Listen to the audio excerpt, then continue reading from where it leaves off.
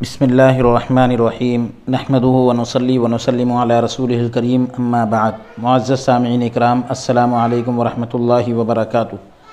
باب العلم انواریہ educational society و جامعہ انواریہ حیدرآباد انڈیا کے زیر اہتمام تفسیر مظہری کا سلسلہ وار درس جاری ہے، اور اس میں سورہ نساء کی آیت نمبر 48 سے ہمارے درس کا آغاز ہے۔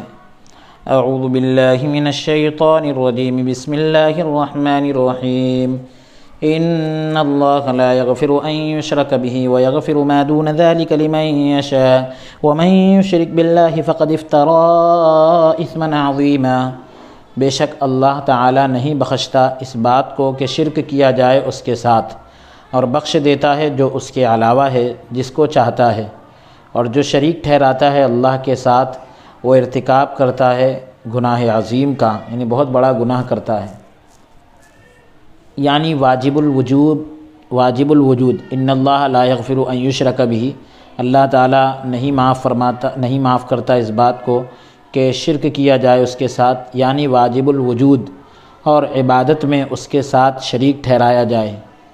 جب اسے موت آئے اور وہ مشرک ہو، یعنی آدمی شرک کرتا ہوا یا شرک کر کے دنیا سے جائے تو اسے نہیں بخشا جائے گا، مگر جب وہ شرک سے توبہ کرے اور ایمان لائے تو اس سے پہلے جو اس سے شرک سرزد ہوا، جو بھی شرک ہوا یا کوئی اور گناہ ہوا، تو اللہ تبارک و تعالیٰ اسے بخش دے گا، کیونکہ گناہ سے جو توبہ کر لے وہ ایسے ہی ہے جیسے اس نے کوئی گناہ نہیں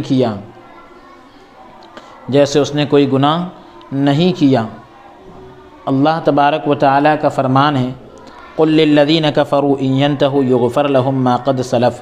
اے محبوب فرما دیجئے ان لوگوں کو جنہوں نے کفر کیا، اگر وہ اس سے رک جائیں تو ان کے سابقہ یعنی پچھلے گناہ بخش دیے جائیں گے۔ ویغفر ما دون ذلک لمن یشاء، یعنی شرک کے علاوہ جو اس کے گناہ ہوں گے، چھوٹے یا بڑے، اس سے خطأ صادر ہوئے یا عمدن، یعنی اس نے غلطی سے کیا یا جان بوجھ کر، اگرچہ وہ گنہگار بغیر توبہ کے مر گیا، تو یعنی جتنے گناہ ہوں گے شرک کے علاوہ اللہ ان کو معاف کر دے گا۔ لمن یشاء، شرک سے نیچے جتنے گناہ بھی ہیں سب کو عام ہے۔ اسے مشیت کے ساتھ مقید کرنا یعنی قید کرنا مرجئہ کے مذہب کو باطل کر دیتا ہے۔ یہ گمراہ فرقہ ہے مرجئہ، اس کے مذہب کو یہ چیز بیکار کر دیتی ہے، کیونکہ انہوں نے ہر گناہ کے لیے مغفرت کے وجوب کا یعنی واجب ہونے کا قول کیا ہے۔ واجب نہیں، اللہ جس کے لیے چاہے معاف کر دے۔ انہوں نے یہ کہا کہ ایمان کے ساتھ کوئی گناہ جو ہے نقصان نہیں دیتا، جس طرح شرک کے ساتھ کوئی نفع نہیں دیتا، یعنی شرک کے ساتھ کوئی فائدہ نہیں دیتا، اسی طرح ایمان کے ساتھ جو ہے گناہ کوئی نقصان نہیں دیتا۔ معتزلہ کا مذہب، معتزلہ یہ کہتے ہیں کہ وہ گناہوں کی مغفرت کو توبہ کے ساتھ مقید کرتے ہیں، قید کر دیتے ہیں، قید لگاتے ہیں کہ توبہ کے بغیر جو ہے گناہ معاف نہیں ہوتے۔ تو یہ آیت جو ہے توبہ کی قید کی نفی کرتی ہے، یہاں توبہ کا ذکر نہیں ہے، لہذا توبہ کی قید لگانا غلط ہے، کیونکہ یہ کلام مشرک اور مذنب کے درمیان فرق کرنے کے لیے چلائی گئی، یعنی شرک کرنے والے اور دوسرے گنہگار کے درمیان فرق کرنے کے لیے یہ آیت آئی۔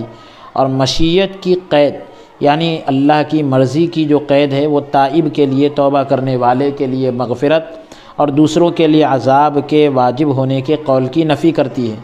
اگر یہ سوال کیا جائے، یہ پوچھا جائے کہ مشیت کی قید جو ہے وجوب کے منافی نہیں بلکہ مغفرت کے منافی یعنی مخالف نہیں، بلکہ مغفرت کے ثبوت یعنی ثابت ہونے کے بعد مشیت کا وجوب لازم ہو جاتا ہے، ہم یہ کہیں گے کہ اس وقت تو اس قید کا کوئی فائدہ نہ ہوگا۔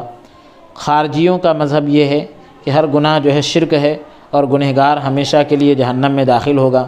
ابو یعلا ابن منذر اور ابن عدی نے صحیح سند کے ساتھ حضرت ابن عمر رضی اللہ عنہما سے نقل کیا ہے کہ ہم گناہ کبیرہ کے ارتکاب کرنے والے کے لیے مغفرت طلب کرنے سے رک جاتے تھے، یہاں تک کہ ہم نے نبی کریم صلی اللہ علیہ وآلہ وسلم سے اس آیت کو سنا۔ فرمایا کہ میں نے دعائے شفاعت جو ہے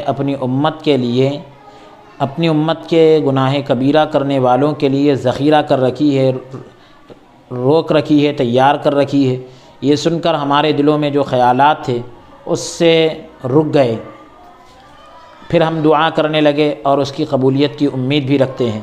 امام بغوی رحمۃ اللہ علیہ نے کلبی سے نقل کرتے ہوئے کہا کہ یہ آیت جو ہے وحشی اور اس جیسے لوگوں کے حق میں نازل ہوئی۔ اس کی وجہ یہ تھی کہ اس نے حضرت حمزہ کو قتل کیا، تو اس سے وعدہ کیا گیا کہ اگر تو نے ایسا کر دیا تو اسے آزاد کر دیا جائے گا۔ انہیں وحشی کو کہا گیا تھا کہ اگر تو حضرت حمزہ کو قتل کرے گا تو تجھے آزاد کر دیا جائے گا، لیکن اس کا وعدہ پورا نہ کیا گیا۔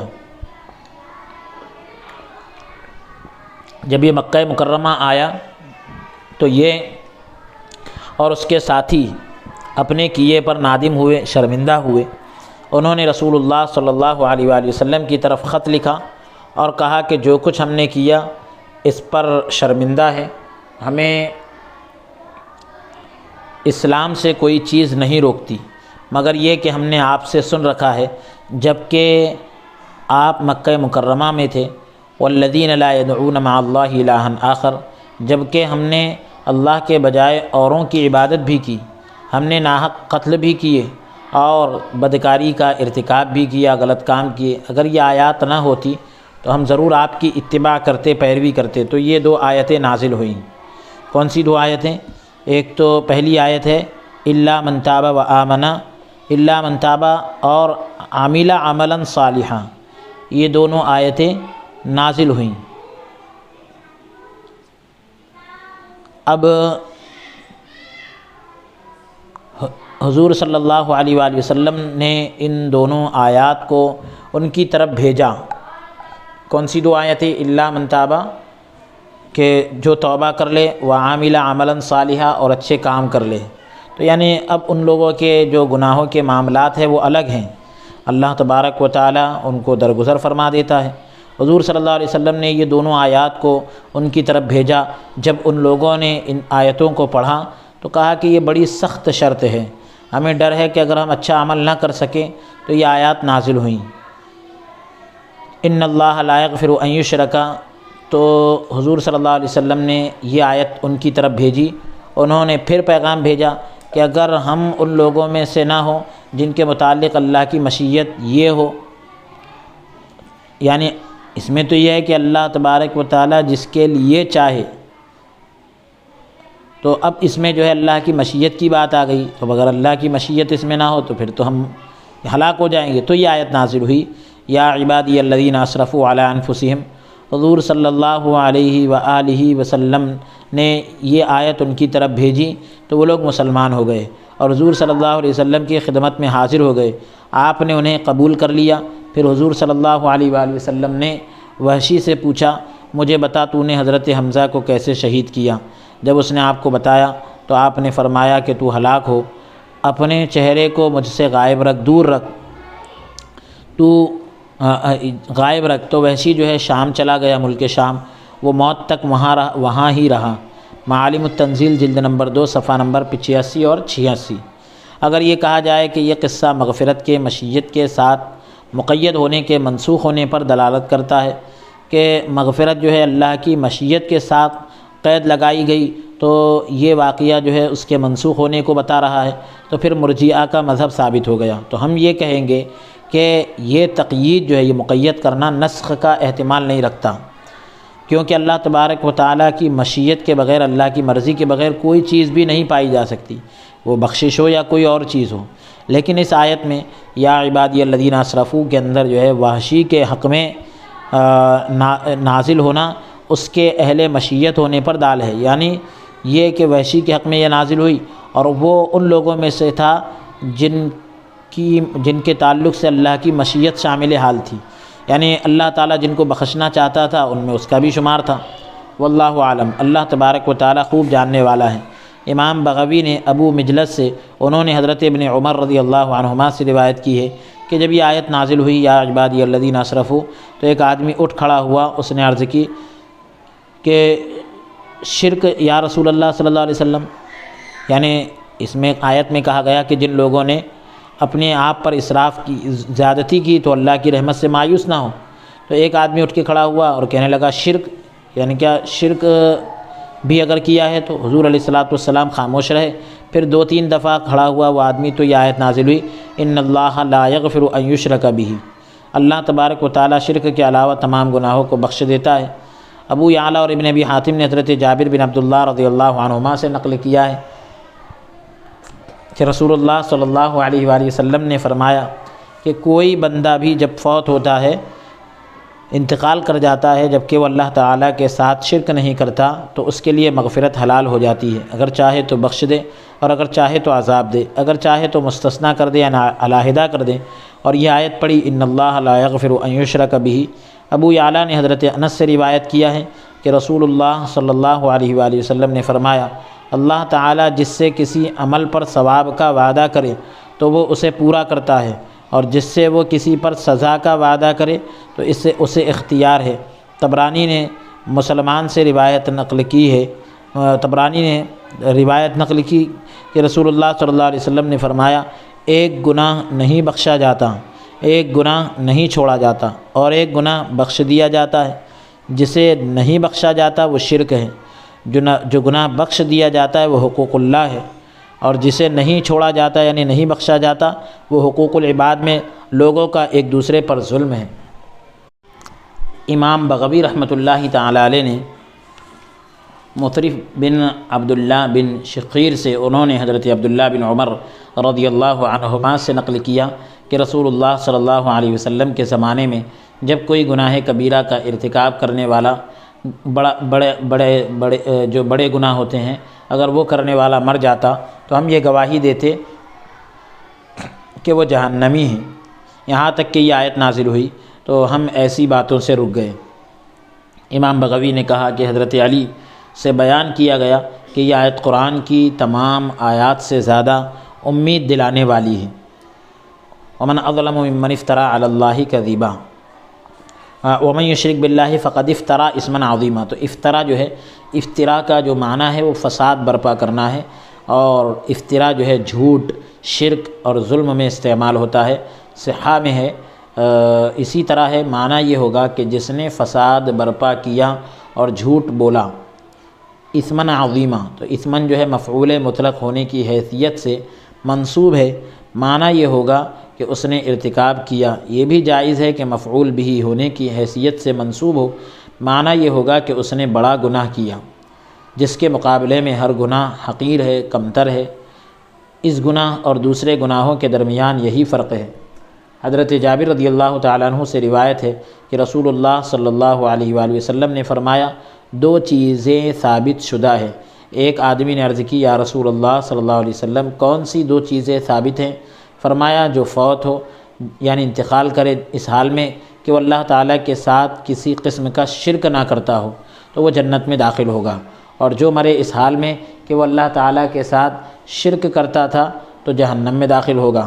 صحیح مسلم کتاب الایمان باب الدلیل علی ان من مات لا یشرک باللہ شیئا دخل الجنہ، جلد نمبر 1 صفحہ نمبر 66۔ تقدیم و تاخیر کے ساتھ یعنی قدیم اور جدید نسخے میں کچھ فرق ہو سکتا ہے، لیکن باب ذکر اس لیے کر دیا تاکہ کوئی اختلاف نہ ہو۔ اسے امام مسلم نے روایت کیا، حضرت ابو ذر رضی اللہ تعالی عنہ سے مروی ہے کہ حضور صلی اللہ علیہ وآلہ وسلم، حضرت ابو ذر رضی اللہ تعالیٰ عنہ سے روایت ہے کہ میں حضور صلی اللہ علیہ وآلہ وسلم کی خدمت میں حاضر ہوا جبکہ آپ نے سفید لباس زیب تن کر رکھا تھا اور آپ سوئے ہوئے تھے۔ پھر میں حاضر ہوا جبکہ آپ بیدار ہو چکے تھے۔ فرمایا، جو بندہ کہے لا الہ الا اللہ پھر وہ اسی حالت پر مر گیا وہ جنت میں داخل ہو گیا۔ میں نے عرض کی، اگرچہ وہ بدکاری کرے اور چوری کرے؟ آپ نے فرمایا، اگرچہ وہ بدکاری کرے اور چوری کرے۔ میں نے پھر عرض کی کہ اگرچہ وہ بدکاری اور چوری کرے؟ آپ نے فرمایا، اگرچہ وہ بدکاری کرے اور چوری کرے۔ میں نے پھر عرض کی، اگرچہ وہ بدکاری کرے اور چوری کرے؟ آپ نے فرمایا، اگرچہ وہ بدکاری کرے اور چوری کرے، ساتھ ہی ابو ذر کی ناک خاک آلود ہو۔ یہ ایک عربی کا جملہ ہے، اس کا ترجمہ یہاں کیا گیا۔ حضرت ابو ذر جب بھی اس حدیث کو بیان کرتے تو یہ کلمات ضرور ذکر کرتے کہ اگرچہ ابو ذر کی ناک خاک آلود ہو، یعنی معاملہ تو یہی ہے، اگرچہ مطلب یعنی آپ اس کو پسند کرے یا نہ کرے، اس کا یہ مطلب ہوتا ہے۔ متفق علیہ، اور یہ روایت صحیح مسلم جلد نمبر 1 صفحہ نمبر 66 پر ہی موجود ہے۔ حضرت ابو ذر رضی اللہ تعالیٰ عنہ اس حدیث کے راوی ہیں۔ اس باب میں کثیر احادیث ہے، بہت سی احادیث ہے۔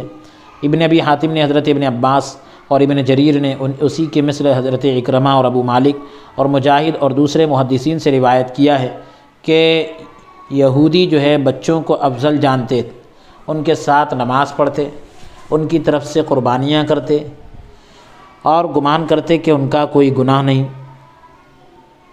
تو اللہ تعالیٰ نے اس آیت کو نازل فرمایا، الم تر الی الذین یزکون انفسهم بل اللہ یزکی من یشاء ولا یظلمون فتیلا۔ کیا نہیں دیکھا آپ نے ان لوگوں کو جو پاک باز پاکیزہ بتلاتے ہیں اپنے آپ کو،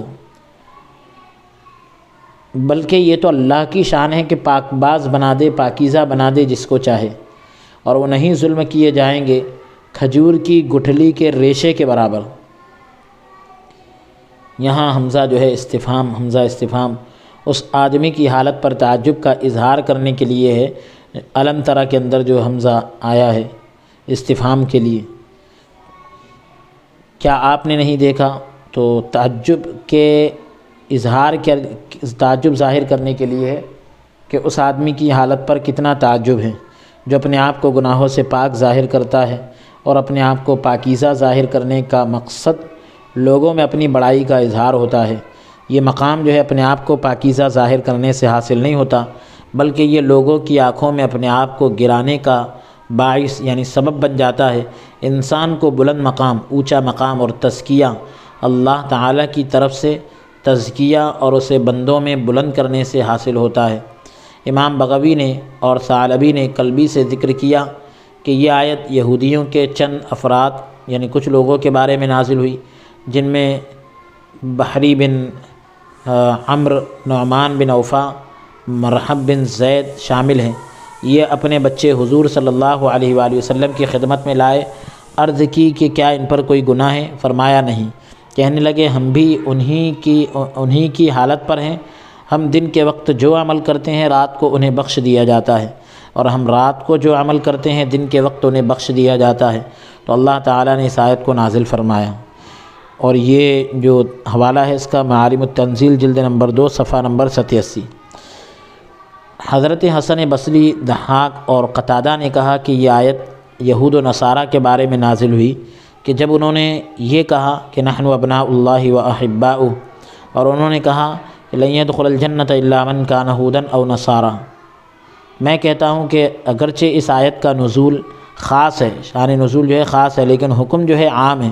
حضرت ابن مسعود نے کہا کہ اس سے مراد یہ ہے کہ وہ ایک دوسرے کو گناہوں سے پاک ظاہر کرتے۔ طارق بن شہاب سے روایت مروی ہے، وہ حضرت ابن مسعود سے روایت کرتے ہیں کہ بے شک ایک انسان صبح گھر سے نکلتا ہے اور اس کے پاس اس کا دین ہوتا ہے، پھر وہ ایسے آدمی کے پاس آتا ہے جو اس کے لیے اور نہ اپنے لیے بھی کسی نفع اور نقصان کا مالک ہوتا ہے، یعنی نہ خود کے لیے نفع نقصان کا مالک ہوتا ہے نہ دوسرے کے لیے۔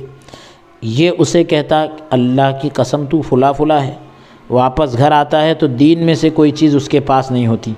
پھر آپ نے یہ آیت پڑھی الم تر الی الذین یزکون انفسہم، اس کا حوالہ بھی معالم التنزیل جلد نمبر 2 صفحہ نمبر 87۔ مسئلہ، کسی آدمی کے لیے یہ جائز نہیں کہ وہ اپنے آپ کو پاک ظاہر کرے، اپنی تعریف کرے اور اپنی طرف گناہوں سے طہارت یعنی پاکیزگی کی نسبت ظاہر کرے۔ اس کے لیے یہ بھی جائز نہیں کہ وہ غیر کے بارے میں ایسا حکم لگائے، بلکہ اس کے بارے میں حسن ظن یعنی اچھا گمان رکھے، کیونکہ قطعی علم کے بغیر حکم لگانا جائز نہیں۔ اللہ تعالیٰ کا فرمان ہے وَلَا تَقْفُ مَا لَيْسَ لَكَ بِهِ علم۔ نفس کے تزکیے کا اظہار، نفس کی پاکیزگی کا اظہار انسان کو عجب اور تکبر کی طرف لے جاتا ہے، جن سے نہیں کر دی گئی یعنی روکا گیا۔ حقیقت میں ہر ایک کا اللہ تعالیٰ کے یہاں ایسا قرب اور ثواب ہے جسے اللہ تعالیٰ ہی جانتا ہے۔ اسی لیے اللہ تعالیٰ نے فرمایا بل اللہ یزکی من یشاء، کہ اللہ جسے چاہتا ہے پاکیزہ کرتا ہے، بلکہ اللہ تبارک و تعالیٰ ہی طہارت کا حکم لگاتا ہے اور اسے بخشش کے ذریعے گناہوں سے پاک فرماتا ہے، اور جس کے حق میں چاہتا ہے اسے صالح یعنی نیک بنا دیتا ہے، کیونکہ وہی پاک کرنے پر قادر ہے اور انسان کے اندر کے بھیدوں یعنی رازوں سے وہ علیم اور خبیر ہے، باخبر ہے۔ اس میں اس بات کا شعور یعنی احساس دلایا گیا کہ اللہ تبارک و تعالیٰ کی طرف سے وحی یا الہام کے ذریعے علم ہونے کے بعد اپنے آپ یا غیر کی پاکیزگی کا اظہار کرنا جائز ہے، مگر شرط ہے کہ اس کا اظہار تکبر کی وجہ سے نہ ہو، کیونکہ یہ نفس کے رذائل ہے، نفس کی گندگیوں میں سے ایک ہے۔ احادیث طیبہ میں جو کچھ وارد ہوا، جو کچھ آیا ہے، ان کا معنی بھی وہی ہے۔ حضور صلی اللہ علیہ وآلہ وسلم کا ارشاد ہے کہ میں تمام بنی آدم کا سردار ہوں، یہ کوئی فخر کی بات نہیں۔ سورہ بقرہ میں ہے حضور صلی اللہ علیہ وسلم کا ارشاد گزر چکا کہ میں یعنی وہاں کی تفسیر میں کہ میں آسمانوں میں امین ہوں، زمین میں بھی امین ہوں۔ یہ ارشاد آپ نے اس وقت فرمایا جب منافقوں نے یہ کہا کہ آپ نے تقسیم میں زیادتی کی، اور حضور صلی اللہ علیہ وآلہ وسلم کا یہ ارشاد بھی ہے کہ تم میرے بعد زیادہ عدل کرنے والا، انصاف کرنے والا نہیں پاؤ گے۔ اسے طبرانی اور حاکم نے سند صحیح کے ساتھ یعنی صحیح سند کے ساتھ حضرت ابو ہریرہ رضی اللہ تعالیٰ عنہ سے نقل کیا ہے۔ امام احمد نے ابو سعید سے نقل کیا ہے کہ حضور صلی اللہ علیہ وآلہ وسلم نے فرمایا کہ حضرت ابو بکر صدیق اور حضرت عمر فاروق رضی اللہ تعالیٰ عنہ جنتیوں میں سے پکی عمر کے لوگوں کے سردار ہوں گے، اور فرمایا کہ حضرت حسن اور حسین جنتیوں کے نوجوانوں کے سردار ہیں، اور فرمایا حضرت فاطمہ رضی اللہ تعالیٰ عنہ جنتی عورتوں کی سردار ہیں۔ اسی طرح اولیاء اللہ کے کلام میں جو وارد ہے، آیا ہے، اور وہ سب کچھ اللہ تعالیٰ کی طرف سے الہام کی وجہ سے ہے، جس طرح غوث اعظم کا یہ قول کہ میرا یہ قدم ہر ولی کی گردن پر ہے، وَلَا يُظْلَمُونَ فَتِيلًا۔ تو اب ضمیر جو ہے جمع کی کیوں لائے؟ تو یہ جمع کی ضمیر جو ہے من کی طرف لوٹ رہی ہے، بل اللہ یزکی من یشاء، وہاں لوٹ رہی ہے، یعنی جن کا تزکیہ اللہ تعالیٰ چاہتا ہے ان کی پاکیزگی پر انہیں بدلہ دیا جائے گا اور ان کے ثواب میں کمی نہ کی جائے گی۔ یا یہ جو ضمیر ہے تمام لوگوں کی طرف لوٹ رہی ہے جو سابقہ کلام میں سمجھے جا رہے ہیں، پہلے والے کلام کے اندر سمجھے جا رہے ہیں، یعنی اللہ تعالیٰ پاکیزہ بنانے میں کسی پر ظلم نہیں کرے گا، جو اس کا اہل ہوگا اسے پاکیزہ بنایا جائے گا، اور جو اہل نہیں ہوگا اس کو چھوڑ دے گا۔ یا جو یہ ضمیر ہے الذین یزکون انفسہم کی طرف لوٹ رہی ہے، کیونکہ انہی کو ان کے جرم کے مطابق سزا دی جائے گی اور ان پر کوئی ظلم نہ کیا جائے گا۔ فتیلہ صحا میں جو ہے فتیلن کا معنی انگلیوں سے کسی چیز کو بٹنا، اور حقیر چیز کے لیے اسے ضرب المثل کے طور پر ذکر کیا جاتا ہے۔ ایک قول یہ کیا گیا ہے، ایک بات یہ بھی کہی گئی کہ اس سے مراد وہ دھاگا ہے جو کھجور کی گٹلی کے شق میں ہوتا ہے، یعنی کھجور کی گٹلی کے اندر جو پھٹن ہوتی ہے شق، تو اس کے اندر جو ریشہ اور جو دھاگا ہوتا ہے، تو اس سے مراد وہ ہے۔ مفعول مطلق ہونے کی حیثیت سے منصوب ہے فتیلن، یعنی ان پر معمولی ظلم بھی نہ کیا جائے گا۔ اگلی آیت کا نمبر ہے 50۔ انظر کیف یفترون علی اللہ الکذب وکفی بہ اثما مبینا۔ دیکھیے کیسے گھڑتے ہیں اللہ پر جھوٹ، اور کافی ہے یہ کھلا گناہ، یعنی ان کو ذلیل کرنے کے لیے یہ کھلا ہوا گناہ کافی ہے۔ اے محمد صلی اللہ علیہ وآلہ وسلم ان یہودیوں کو دیکھیے تو صحیح، یہ کیسے اللہ تعالیٰ پر جھوٹ بولتے ہیں کہ وہ اللہ تعالیٰ کے بیٹے اور محبوب ہیں، یا یہ جھوٹ بولتے ہیں کہ جو وہ برا عمل دن کے وقت کرتے ہیں اللہ تعالیٰ انہیں رات کے وقت بخش دیتا ہے، اور جو رات کے وقت عمل کرتے ہیں انہیں دن میں بخش دیتا ہے۔ ان کا یہ بہتان، ان کا یہ الزام واضح طور پر باطل ہے، کیونکہ ان کا قول کہ وہ اللہ تعالیٰ کے بیٹے اور محبوب ہے بدیہی طور پر باطل ہے، بالکل واضح ہے، یعنی اس کا باطل ہونا واضح ہے، اسے کسی دلیل کی ضرورت نہیں، اور ان کا یہ قول گناہوں میں سے واضح گناہ ہے، ان کا یہ کہنا بھی ایک بڑا گناہ ہے، کھلا گناہ ہے۔ کفا بہ اثما مبینہ، تو کفا بہ والا جو جملہ ہے حرف قد کے مقدر ہونے کے ساتھ یفترونہ کے فاعل سے حال ہے۔ واللہ عالم، حال بن رہا ہے اسما مبینہ، کفا بھی والا جو جملہ ہے حرف قد کے مقدر ماننے کے ساتھ یفترون کے فاعل سے حال بنے گا، واللہ عالم۔ مفسرین نے کہا کہ غزوہ احد کے بعد کعب بن اشرف جو ہے 70 یہودی سواروں کے ساتھ، یعنی جو سوار تھے یہودی یعنی سواریوں پر سوار تھے، ایسے 70 لوگوں کے ساتھ کعب بن اشرف جو ہے مکہ مکرمہ گیا تاکہ رسول اللہ صلی اللہ علیہ وسلم کے خلاف ان سے معاہدہ کرے، وعدہ وغیرہ لے، اور جو اس کا رسول اللہ صلی اللہ علیہ وسلم کے ساتھ وعدہ ہے اسے توڑ دیں۔ تو اس نیت سے وہ مکہ مکرمہ گیا۔ کعب جو ہے ابو سفیان کے پاس گیا، ابو سفیان نے اسے بڑی عزت دی، دوسرے یہودی قریش کے گھروں میں ٹھہرے، اور اہل مکہ نے کہا کہ تم اہل کتاب ہو اور حضرت محمد صلی اللہ علیہ وآلہ وسلم بھی اہل کتاب ہیں، ہم اس سے بے خوف نہیں، یعنی ہمیں اس چیز کا ڈر ہے کہ یہ تمہاری طرف سے جو ہے خفیہ تدبیر ہو، ایک چھپی ہوئی سازش ہو، تدبیر ہو، کوئی راستہ ہو۔ اگر تم یہ ارادہ رکھتے ہو کہ ہم تمہارے ساتھ اس مہم میں نکلیں تو ان دونوں بتوں کو سجدہ کرو اور ان پر ایمان لے آؤ۔ تو کعب نے اسی طرح کیا۔ پھر کعب بن اشرف نے اہل مکہ سے کہا، مکہ والوں سے کہا کہ تم میں سے اور ہم میں سے 30 آدمی آئیں، تم میں سے اور ہم میں سے 30 آدمی آئیں، ہم اپنے سینے جو ہے کعبے کے ساتھ لگائیں اور اس گھر کے مالک کے ساتھ معاہدہ کریں گے، کعبے کے گھر کا جو مالک ہے اس کے ساتھ ہم معاہدہ کریں گے کہ ہم حضرت محمد صلی اللہ علیہ وآلہ وسلم کے ساتھ جنگ کرنے میں پوری کوشش کریں گے۔ انہوں نے ایسا ہی کیا۔ تو پھر یہ آیت نازل ہوئی جو آگے آ رہی ہے اور جس کا نمبر ہے 51، سورہ نساء کی آیت نمبر 51۔ اس کا شان نزول آپ نے سن لیا، انشاءاللہ تعالی اس کی پوری تفسیر الم تر الی الذین اوتوا نصیبا من الکتاب یؤمنون بالجبت والطاغوت ویقولون للذین کفروا ہؤلاء اہدی من الذین آمنوا سبیلا، اس آیت کی پوری تفسیر اور وضاحت انشاءاللہ تعالی اگلی نشست